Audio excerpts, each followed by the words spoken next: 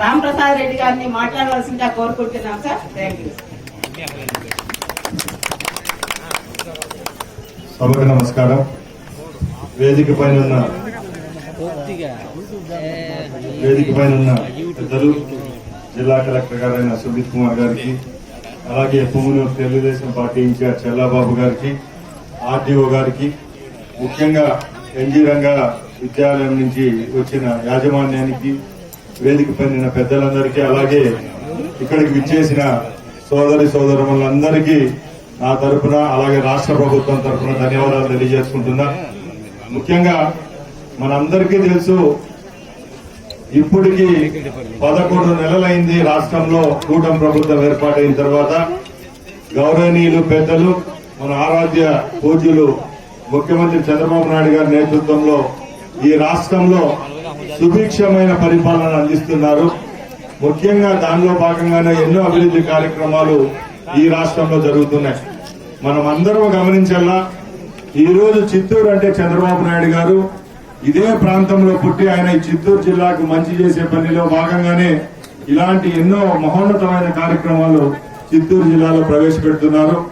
ఆ కార్యక్రమాలన్నిటికీ తోడ్పాటుగా ఇక్కడ యువకుడు, ఉత్సాహవంతుడైన కలెక్టర్ గారు కూడా మన జిల్లాకు ఉండడం మీ అందరి అదృష్టం. ముఖ్యంగా ఎందుకంటే కలెక్టర్ అంటే ఒక రాష్ట్రానికి, ఒక జిల్లాకు ఒక నాయకుడు లాంటి వాడు. నాయకుడు ముందు చూపుతో ముందుకు తీసుకొని వెళితే ప్రజలకైతేనే, రైతులకైతేనే, మన బిడ్డలకు మంచి భవిష్యత్తు ఉంటుంది. కాబట్టి 11 నెలలుగా ఈ జిల్లాలోనైతేనే, మన పుంగనూరులోనైతేనే ఎన్నో అభివృద్ధి కార్యక్రమాలు జరుగుతూ వస్తున్నాయి. ముఖ్యంగా చాలా మంది సోదరులు ఇక్కడ ఉన్నారు. ఇప్పుడు మన బిడ్డల భవిష్యత్తు బాగుండాలంటే చదువు ముఖ్యం, అన్నిటికంటే చదువు ముఖ్యం. ఈ రోజు ప్రభుత్వాలు ఇస్తున్న పథకాలు ఒకవైపు అయితే, మన బిడ్డలకు మంచి చదువు చదివిస్తే రేపు వాళ్ళు ప్రయోజకులైన తర్వాత ఎంతో మేలు జరుగుతుంది రాష్ట్రానికి కాదు, దేశానికి కాదు, మన కుటుంబాలకు. ముఖ్యంగా ఆ చదువుకునే భాగ్యం కల్పిస్తుంది ఒక ప్రభుత్వం. ముఖ్యంగా దానిలో భాగంగానే ఈ రోజు ఇక్కడ ఈ బిల్డింగ్ ఏర్పాటు చేయడం జరిగింది.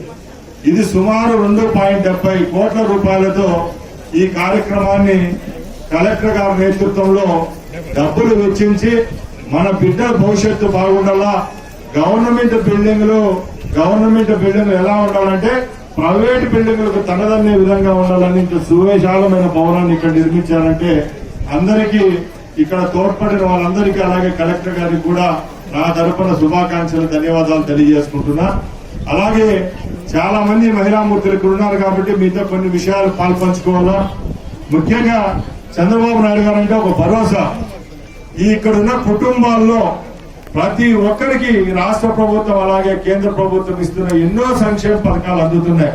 ముఖ్యంగా రాష్ట్రంలో ఇచ్చే ప్రతి ఒక్క కుటుంబానికి అందుతున్న పథకాల్లో మహిళలను చూసే ఆ పథకాలను కూడా డిజైన్ చేయడం జరిగింది. ఇక్కడున్న అక్క చెల్లెలకు ఒకటి అడుగుతున్నాం, ఈ కుటుంబాల్లో ఎందరికీ ఉచిత సిలిండర్ వస్తాడో ఒకసారి అందరూ చేయి ఎత్తి చూపించాలని కోరుకుంటున్నాం. చూడండి, చేయలేదండి మా ఎవరికి 3 సిలిండర్లు ఎవరికి వస్తున్నాయో ఒకసారి చేతులు ఎత్తి చూపించండి.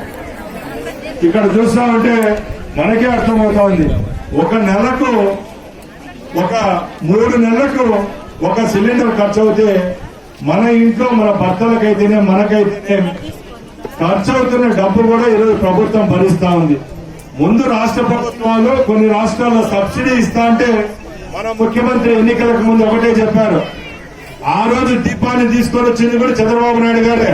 ప్రపంచ దేశాల్లో ఎక్కడా లేని విధంగా భారతదేశంలో దీపం అనే పథకాన్ని తీసుకొని వచ్చి 25 సంవత్సరాల ముందు మా అక్క చెల్లెల కళ్ళల్లో కట్టెల పొయ్యి యొక్క పొగతో కళ్ళలో నీరు కాలకూడదని చెప్పి ఆ రోజు దీపం పథకాన్ని తీసుకొని వచ్చారు.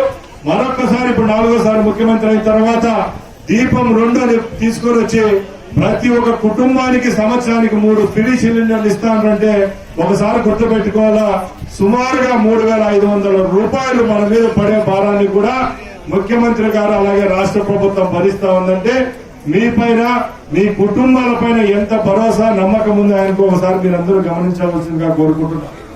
అలాగే